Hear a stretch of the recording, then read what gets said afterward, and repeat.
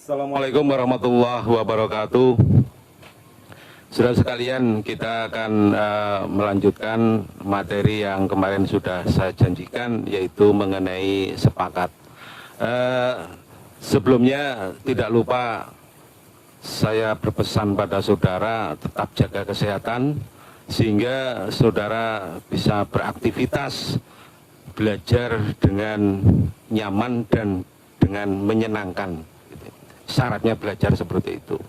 Baik, seperti pada uraian yang lalu, bahwa kali ini kita akan bicara tentang salah satu syarat sahnya perjanjian, yaitu tentang sepakat. Nah, pada kesempatan ini saya akan urai tentang sepakat ini melalui definisi sepakat, lalu kita jabarkan lebih lanjut secara teoritis sehingga tampak bagian-bagiannya seperti apa. Baik. Yang namanya sepakat itu selama ini kita pahami bahwa sepakat itu merupakan pertemuan dua pernyataan kehendak yang saling mengisi. Jadi kalau kita lihat di dalam skema ini, tampak sekali bahwa pernyataan kehendak A bertemu secara isi mengisi dengan pernyataan kehendak B, maka terjadilah sepakat. Seperti itu. Nah, kita tahu bahwa bertemunya dua pernyataan kehendak itu tidak secara tiba-tiba, tidak ujuk-ujuk istilahnya begitu. Nah, pasti salah satu pihak, apakah A, apakah B, ini pasti ada yang mengambil inisiatif untuk bisa terjadinya bertemu dua pernyataan kehendak itu. Di dalam hukum perjanjian, inisiasi untuk timbulnya sepakat itu dinamakan penawaran, dan penerimaan atas penawaran itu dinamakan akseptasi. Dengan demikian sebenarnya sepakat itu adalah suatu penawaran yang diakseptasi. Nah, agar suatu penawaran itu bisa bertemu, maka ada syaratnya. Apa syaratnya? Syarat untuk bisa ketemu itu yang pertama, penawaran itu, yaitu yang isinya adalah pernyataan kehendak, itu harus sampai pada lawannya. Di samping sampai, yang harus dipenuhi syaratnya adalah harus dimengerti pihak lawan.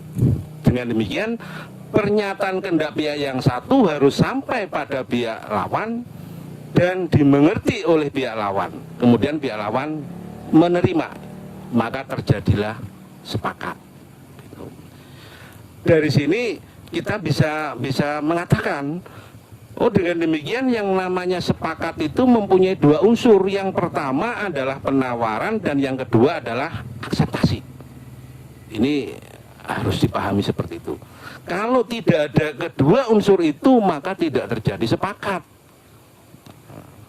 Dari sini saudara bisa dengan mudah mengatakan, tidak usah perlu dihafal, yang namanya sepakat adalah penawaran yang diakseptasi, itu namanya sepakat. Baik. Karena sepakat ini menjadi syarat sahnya perjanjian, maka agar sepakat itu nanti secara sah menjadi syarat pasal 1320, maka baik penawaran maupun akseptasi itu harus diberikan secara bebas, murni atau tidak cacat. Nah, kalau penawaran diberikan secara bebas, akseptasi juga bebas, maka sepakatnya sah, bisa menjadi syarat yang dituntut oleh 1320 KUH Perdata. Nah, kemudian bagaimana caranya agar para pihak itu bisa mencapai sepakat? KUH Perdata tidak menentukan secara khusus bagaimana seseorang itu harus menyatakan kehendak dalam bentuk tertentu. Apakah harus tertulis, apakah harus dengan tindakan tertentu, itu tidak mengharuskan. Sehingga prinsipnya bebas. Bagaimana masyarakat itu atau para pihak itu bisa memahami adanya kehendak pihak yang lain, caranya seperti itu. Kecuali di dalam beberapa pasal KUH Perdata ini memang menentukan bahwa sepakat itu harus dituangkan dalam bentuk tertulis. Misalnya kalau seseorang tidak membuat perjanjian perdamaian, maka perjanjian perdamaian tidak akan terjadi kalau tidak dibuat secara tertulis. Itu hanya beberapa. Jadi prinsip dasarnya cara orang menyampaikan pernyataan kehendak untuk terjadinya sepakat itu bebas. Nah, salah satu cara kalau kita amati di dalam KUH Perdata itu pada akhirnya juga bisa kita sederhanakan, kita skemakan. Caranya itu seseorang bisa menyatakan kehendak untuk mencapai sepakat itu bisa dengan diam-diam atau bisa dengan tegas. Kalau diam-diam misalnya seperti apa? Tanpa ucapan mungkin orang bisa terikat adanya suatu perjanjian. Contoh, kalau misalnya saudara usai kuliah kemudian mau pulang, saudara tidak membawa kendaraan sendiri, di depan di jalan itu ada angkot. Angkot itu sedang berhenti di depan, mesinnya bunyi, di situ ada sopir, ada kernet, mereka juga diam, saudara juga diam-diam masuk ke angkot itu. Maka dalam waktu beberapa menit angkot akan jalan, dan anehnya nanti si kernet itu akan mencubit saudara, mungkin apa istilah Banyumasan jawil itu, dijawil. Dan saudara seandainya itu saudara perempuan, saudara tidak marah, dicolek tidak marah, malah mengeluarkan uang membayar. Nah ini berarti apa? Di sini secara diam-diam antara saudara dengan pihak angkot ini sedang menyepakati perjanjian, yaitu pengangkutan, seperti itu. Ini kalau zaman dulu mungkin juga bisa saudara temukan. Misalnya kalau di suatu kota, di bawah pohon beringin, di situ ada kursi, ada kaca, kemudian saudara habis jalan-jalan capek, melihat ada kursi lalu duduk. Maka saya bisa memastikan dalam waktu singkat saudara akan dikasih jubah, kemudian rambut saudara akan dipotong. Saudara nggak bisa mengelak. Karena apa? Karena tindakan saudara duduk di kursi yang di depannya ada cermin, ada gunting, ada sisir, dan sebagainya, itu dimaknai sebagai pernyataan kehendak untuk menutup suatu perjanjian melakukan perbuatan tertentu, yaitu pangkas rambut. Jadi hati-hati. Karena apa? Secara diam-diam pun seseorang bisa ditafsirkan sebagai pernyataan kehendak untuk menyepakati sesuatu hal. Nah nanti di dalam perjanjian nanti ada pasal, nanti saya tunjukkan bahwa dengan diam-diamnya seseorang itu dianggap melepaskan hak. Nah, kalau contoh tadi kan contoh di masyarakat yang itu menunjukkan bahwa diam-diamnya seseorang bisa dimaknai sebagai pernyataan kehendak, seperti itu. Nah kalau secara tegas itu misalnya kita jumpai dengan tanda. Nah, jadi tidak dengan ucapan tetapi dengan simbol-simbol tertentu yang dimaknai oleh pihak lawan itu sebagai pernyataan kehendak. Contoh ini dalam keseharian. Kalau saudara habis olahraga, mestinya haus. Nah, kebetulan lewat ada gerai dawet ayu, saudara pesan 1 gelas, karena haus habis. Setelah habis, karena penjualnya agak jauh, saudara angkat itu gelas kosong, kemudian karena ada sendoknya, saudara goyang-goyang bunyi, maka saya bisa menduga bahwa dalam waktu beberapa menit akan datang lagi 1 gelas di hadapan saudara. Maka saudara harus bayar. Karena apa? saudara memberikan suatu tanda bahwa saudara akan pesan lagi. Itu dimaknai seperti itu. Nah, ini saudara-saudara yang masih muda barangkali juga pernah atau mendengar atau mungkin pernah ada yang mengalami. Saudara pernah ke ini diskotik? Nggak apa-apa, ke diskotik nggak apa-apa. Yang nggak boleh mabuk, gitu kan. Ke diskotik nggak apa-apa. Coba yang pernah ke sana coba. Di sana musiknya hingar-bingar, lampunya remang-remang, banyak orang. Boleh jadi dipenuhi asap rokok. Loh, kok Pak Nur tahu? Ya tahu, ya pernah itu, katanya kan begitu. Dosen yang nggak pernah ke sana. Bagaimana kalau saudara misalnya mesan sesuatu, saudara akan mengeluarkan kata-kata yang keras? Tidak ada yang mendengar, tertelan oleh hingar-bingar musik. Caranya bagaimana? Caranya adalah dengan mengangkat korek lalu dinyalakan. Nah, gini. Saya pastikan dalam waktu singkat akan datang seseorang menanyakan. Nah, ini jadi ternyata di dalam masyarakat ada tanda-tanda tertentu, ada simbol-simbol tertentu yang dimaknai sebagai pernyataan kehendak untuk terjadinya sepakat. Nah, di dalam perjanjian misalnya jabat tangan. Nah, jabat tangan tanda setuju, mengangguk tanda setuju. Jadi kalau saudara misalnya menggeleng, maksudnya tidak, jangan mengangguk. Kalau tidak berarti menggeleng. Itu masyarakat sudah memanai, jadi harus hati-hati.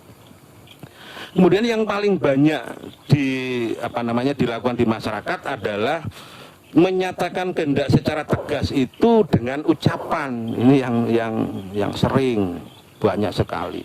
Jadi dengan ucapan itu lalu kita tahu bahwa orang yang mengucapkan itu sedang menyatakan kehendaknya, kehendak untuk menyepakati sesuatu hal. Ini sering. Jadi barangkali tidak usah kita jelaskan lebih lanjut. Saya yakin saudara sering menyatakan kehendak dengan ucapan. Kemudian dengan tulisan, ini juga sering. Terutama kalau misalnya para pihak itu sudah termasuk orang-orang yang modern, itu biasanya kalau membuat suatu perjanjian, sepakatnya ini dituangkan dalam bentuk tulisan. Untuk apa gunanya? Padahal undang-undang tidak mengharuskan. Tujuannya adalah untuk mempersiapkan alat bukti bahwa sepakatnya itu dibuktikan dengan tulisan. Nah, maka tanda tangan di dalam tulisan itu dimaknai sebagai menyatakan kehendak, seperti itu. Nah, tulisan ini secara teoritis itu bisa kita bedakan. Ada tulisan di bawah tangan. Ini istilah di bawah tangan, istilah yuridis. Bukan di bawah telapak tangan saudara, bukan. Di bawah tangan itu artinya tulisan yang dibuat tidak di hadapan pejabat yang berwenang. Jadi para pihak A dan B membuat perjanjian, dibuat sendiri lalu ditandatangani oleh kedua belah pihak. Itu namanya tulisan di bawah tangan. Ada juga tulisan atau sepakatnya ini dituangkan dalam bentuk tulisan, dan tulisan itu dibuat oleh atau di hadapan pejabat yang berwenang. Contohnya kalau akta-akta sipil, akta-akta perjanjian itu biasanya pejabatnya adalah notaris. Nah, bisa saudara membuat perjanjian sendiri para pihak di hadapan notaris atau notaris yang membuatkan. Seperti itu namanya perjanjian yang dituangkan secara tegas. Bentuknya adalah tulisan dan tulisannya adalah yang otentik, seperti itu. Nah, ini kira-kira cara untuk mencapai sepakat itu caranya bebas. Jadi prinsipnya KUH Perdata tidak menentukan cara tertentu untuk menjadi syarat sahnya perjanjian, tidak, bebas. Nah, dari skema yang ada ini ada beberapa kesimpulan yang bisa saudara tangkap. Yang pertama tadi sudah saya sampaikan bahwa kalau kita bicara sepakat, maka sepakat itu mempunyai dua unsur, yaitu penawaran dan akseptasi. Dua-duanya harus ada untuk bisa dikatakan ada sepakat. Nah, baik penawaran maupun akseptasi, jadi penawaran maupun akseptasi masing-masing itu juga punya dua unsur. Apa unsur penawaran? Apa unsur akseptasi? Unsurnya adalah, kalau penawaran itu adalah pernyataan dan kehendak.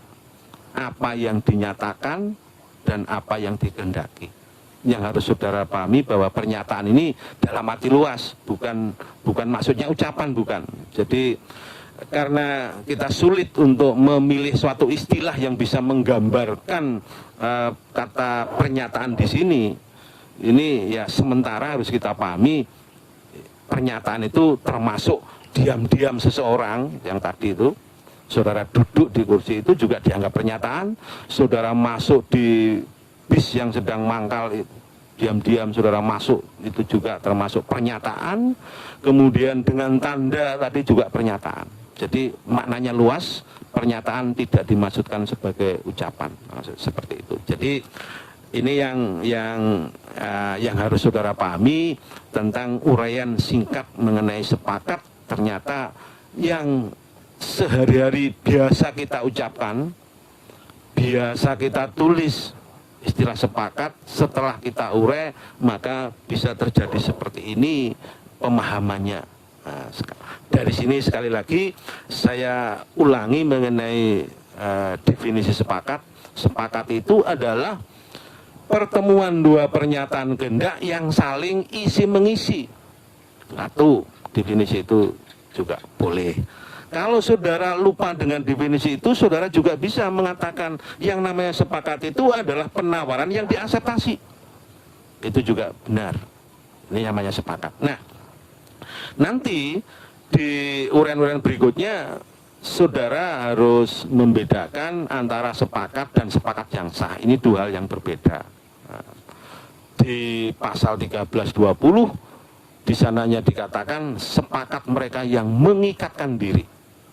Tetapi di pasal-pasal berikutnya di sana dijelaskan adanya sepakat yang tidak sah. Nah, ini sementara ini yang bisa saya sampaikan secara umum. Nanti tentang sepakat ini masih banyak sekali hal-hal yang harus dijelaskan, terutama melihat dari salah satu unsur sepakat, yaitu penawaran atau akseptasi, dan unsur dari penawaran itu sendiri, yaitu pernyataan kehendak. Nanti akan bisa memberikan suatu pemahaman kemungkinannya. Bagaimana kalau misalnya ada pernyataan yang tidak sesuai dengan kehendak? Bagaimana kalau ada pernyataan yang tidak sama dengan kehendak? Nanti akan kita bicarakan pada uraian-uraian selanjutnya.